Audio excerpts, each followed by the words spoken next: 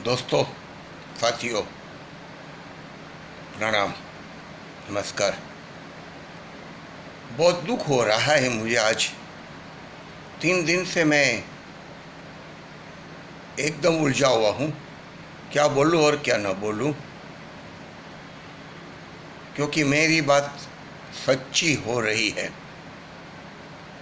अगर ये मेरी बातें सच्ची बातें सच नहीं होती तो अच्छा रहता था, मुझे बड़ा आनंद होता, बड़ी खुशी होती। लेकिन मेरी बातें सच हो रही है, इसका मुझे दुख है। क्या सच हो गया, क्या सच हो रहा है इस देश में? आज जिस तरह से नरसंहार चल रहा है, उस नरसंहार को देखते हुए मुझे बड़ा दुख हो रहा है। इसके बारे में मैं बार बार बोलते रहा था, आज भी बोल रहा हूँ, बोलूँगा, कल भी बोलूँगा। मेरा एक पड़ोसी था, जब 40 सिस्टम में रहता था, कुलदीप दुबे करके। वो परसों आया था मेरे घर पे, रात को आया। बहुत पछतावा कर रहा था। क्यों? क्योंकि उसने मुझे बेवकूफ़ कहा था, उसने मुझे देशद्रोही कहा था। वो बीजेपी का कार्यकर्ता है, उसको अच्छा नहीं लग रहा था, मैं जो बोल रहा था वो बुरा लग रहा था। वो मेरे मुंह पे कभी नहीं बोला, क्योंकि मेरे बेटे का दोस्त है तो मुझे अपना चाचा मान रहा है, इसलिए मेरे मुंह पे कभी उसने ये बातें नहीं कही थी। लेकिन वो बोल रहा था कि आपकी बातें सुनकर मुझे बड़ा गुस्सा आता था, बड़ा दुख होता था कि आप मोदी जैसे महान नेता के खिलाफ ऐसा क्यों बोल रहे हैं। लेकिन अब मुझे होता है कि आप सच्चे हैं, आप सच है। क्यों? क्योंकि उसने बोला मैं अभी यूपी, मध्य प्रदेश और वो सब इलाके में मैं कार लेके गया था। और टैक्सी ड्राइवर है, अपनी खुद की टैक्सी चलाता है और टैक्सी से ही घूमता फिरते रहता है। जब कोई वर्दी आती है, कोई ऑर्डर होता है, तब अपने पैसेंजर को लेके जाता है। तो यूपी गया था, और जब वहाँ यूपी में वो घुमा फिरा अपने पैसेंजर को लेके, जगह जगह पर लाशें, जगह जगह पर हॉस्पिटलों में लाइनें, एम्बुलेंस की लाइनें, लोगों की चीखें, चिल्लाए, रोना धोना, ये सब जब देखा तो वो सहम गया। उसको बहुत बुरा लगा, बहुत पीड़ा हुई। सच में उसकी संवेदनाएं जग गई।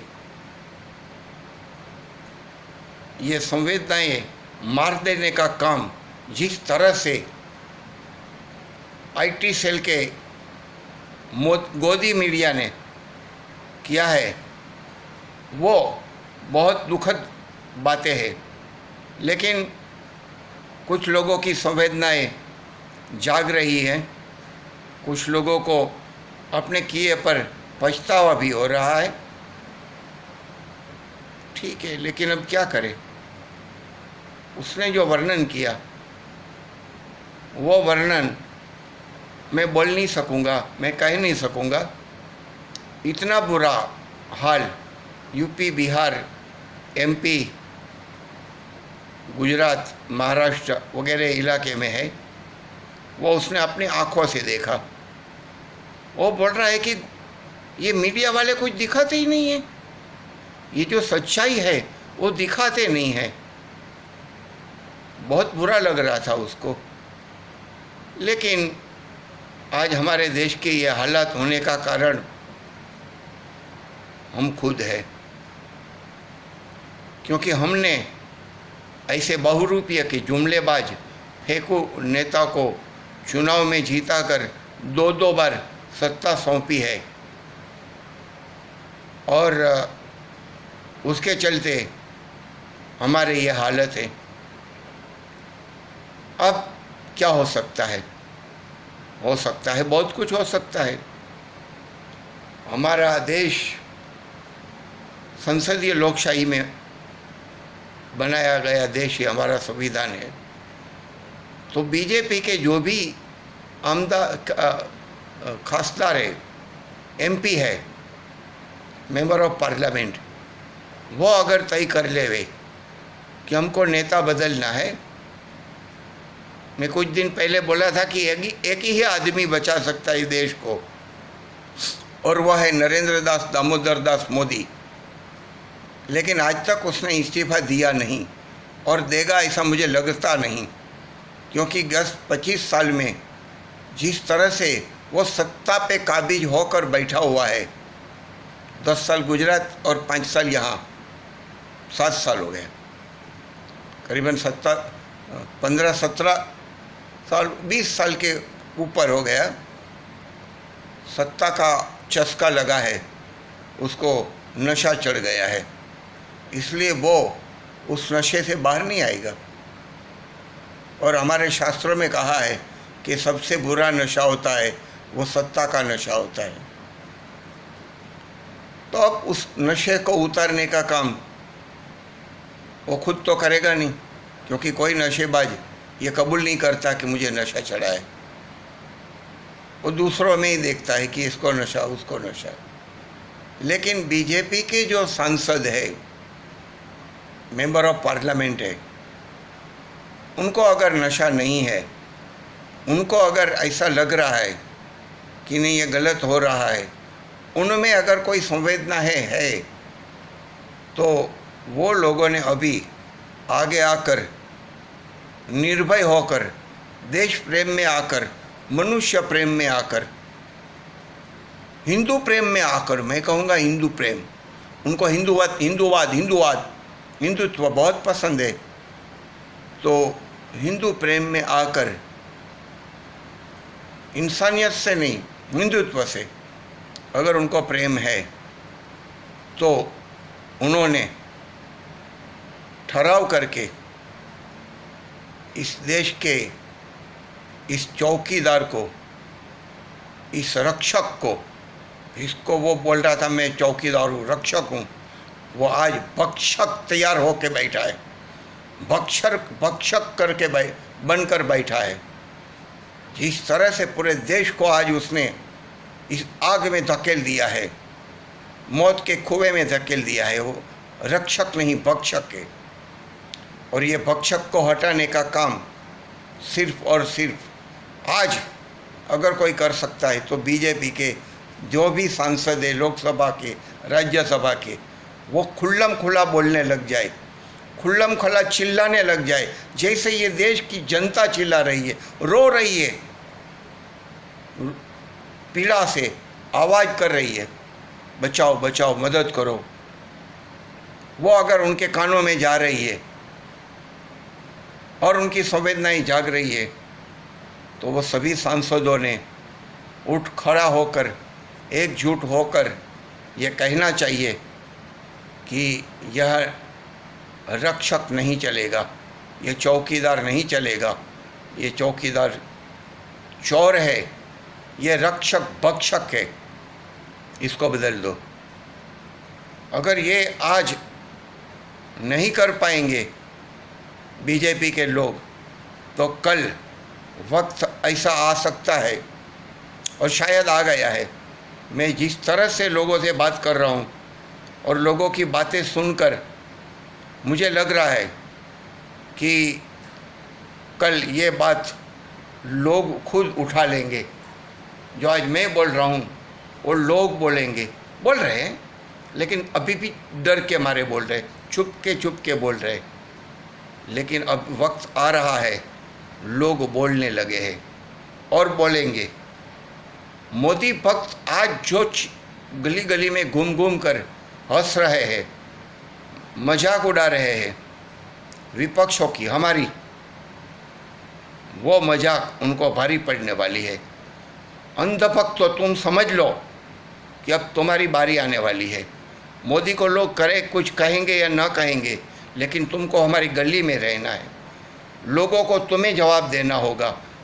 वो मोदी और शाह वो तड़ीपार और फेंकू उत्तर देने आने वाले नहीं हैं। तुम लोग गली गली में घूम के उसका प्रचार कर रहे हो, उसके बारे में बोल रहे हो, तो तुम लोगों को उसका जवाब देना होगा। मुझे याद आ रहा है 1913 में 2013 में जब अन्ना आंदोलन चला था जन लोकपाल का, उस आंदोलन में सबसे आगे मैं ही चला था, युवाओं की टोली लेकर, युवाओं का मोर्चा लेकर।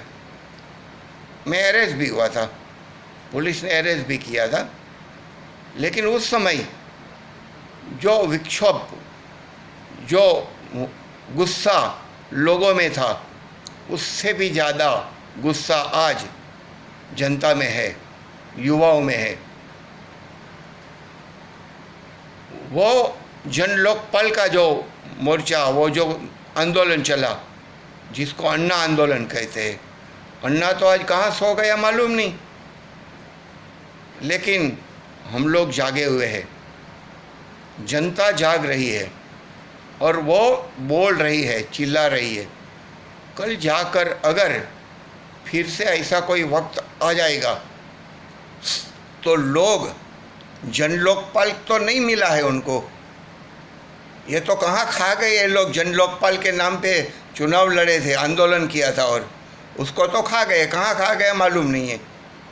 लेकिन आज जो हालात बने हैं, उस हालात को देखते हुए मुझे लगता है कि लोग सबसे पहले उन अंधभक्तों को मारेंगे। मैं नहीं चाहता हूँ मार खाए वो लोग, बंगाल में मार खा रहे हैं वो अंधभक्त। शायद हमारे भारत में गली गली में ये होने वाला है। अगर यह नहीं होने देना है तो मैं मेरे सांसद गोपाल शेट्टी जी को विनती करूंगा, आप हम लोगों के वोट से चुनकर गए हैं, आप हमारी बातें वहाँ आपके पक्ष के मंच पर रजू करें, पेश करें और मोदी जी को कहे कि वो इस्तीफ़ा दे देवे और देश को बचा लेवे। अगर ऐसा नहीं हो सका तो कल हम गोपाल शेट्टी का काम नहीं करेंगे, उनका प्रचार नहीं करेंगे, उनका साथ नहीं देंगे, उनको बुरी तरह से हराएंगे। और ऐसा एक एक सांसद ने करना चाहिए। मैं सभी लोगों से, जनता से बात करूंगा, कहूंगा, आज अपील करूंगा कि आप लोग भी उसी तरह से, जैसे आज मैं वीडियो में बात करके बोल रहा हूं, उसी तरह से आप भी अपना वीडियो बनाकर बार बार उसको वायरल करें, उड़ाए। और आपके जो सांसद है, आपके एरिया में, आपके मतदार संघ के जो भी सांसद है, जो भी बीजेपी के एमएलए है, उनको ये बात कहे। बार बार हम लोगों ने मोर्चे निकालने पड़ेंगे तो उनके घर पे मोर्चे निकाल कर उनका इस्तीफा लेना पड़ेगा, राजीनामा लेना पड़ेगा। और ये बात जब आ जाएगी तब ये फेंकू और तड़ी पार को पता चलेगा। अंधभक्त तो फिर से सोच लो, फिर से विचार कर लो। आज गोदी मीडिया भी डर रहा है। आपको अगर डर है, भगवान का भी डर है, अगर आप भगवान को मानते हैं तो भगवान के डर से भी डर के आप सच्चाई के साथ खड़े रहे, जनता के साथ खड़े रहे, गरीबों के साथ खड़े रहे, मध्यम वर्ग के साथ खड़े रहे और इस देश को बचाए। मैं इतना ही कहूँगा कि अब लोग जागे, खड़े हो जाए और ये बीजेपी के सभी सांसद और एमएलए के खिलाफ मोर्चे निकाले और कहे कि इस्तीफा दो और घर पे बैठ जाओ। अगर आपसे देश नहीं संभल सकता है, नहीं चल सकता है तो कोई बात नहीं। ये भारत माता वांझोट नहीं है, ये भारत माता बहुरत्ना वसुंधरा है।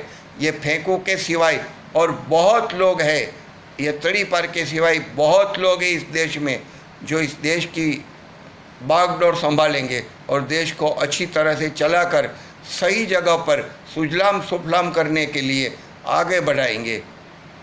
मैं विकास की बात नहीं करूँगा, मैं प्रगति की बात करूँगा। इस देश को प्रगति के पथ पर ले जाने के लिए ये फेंकू और तड़ी पार को हटाना है। जय हिंद, जय भारत, वंदे मातरम, जय जवान, जय किसान। जय जवान जय किसान, इनकलाब जिंदाबाद।